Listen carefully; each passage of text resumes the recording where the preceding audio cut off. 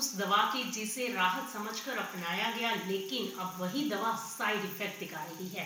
जब अमेरिका ने भारत के सामानों पर 50% टैरिफ लगाया तो केंद्र सरकार ने एक दरवाजा बंद हुआ तो दूसरे खोलों की रणनीति अपनाई। नजर गई एफटी यानी मुक्त व्यापार समझौतों पर। सरकार ने कई देशों के साथ एफटीए साइन किए। कुछ से बातचीत अभी भी जारी है। मकसद साफ था, निर्यात बढ़े, व्यापार फले फूले और भारतीय उद्योग को राहत मिले। लेकिन अब एक रिपोर्ट ने इस पूरी तस्वीर पर प्रश्न चिन्ह लगा दिया है।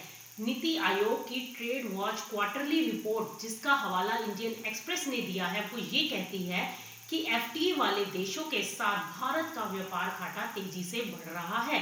रिपोर्ट के मुताबिक 1 अप्रैल 2025 से 30 जून 2025 के बीच एफटीए देशों के साथ व्यापार घाटा 59.2% बढ़ गया। यानी लाभ की आस में जो बीज बोया गया था वो घाटे की फसल दे रहा है।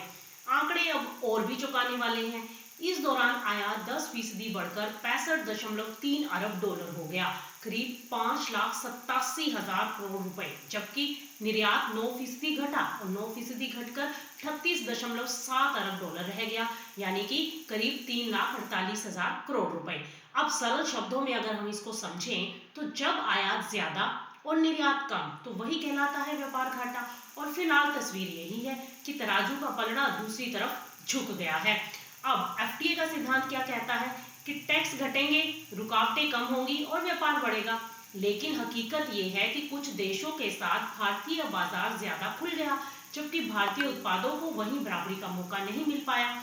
यही वजह है कि अब सवाल ये उठ रहा है कि क्या एफटीए वाकई भारत के हित में है या फिर जल्दी में लिया गया फैसला देर से चुकाने वाली कीमत बनता जा रहा है। अब जरूरत है एफटीए की रिकैलिब्रेशन की, यानी सेक्टर वाइज सुरक्षा की, और ये देखने की कि कौन सा समझौता फायदे का है और कौन सा सिर्फ कागजी। क्योंकि व्यापार में भी हर समझौता समझदारी से हो, वरना घाटा दरवाजा खटखटाता है।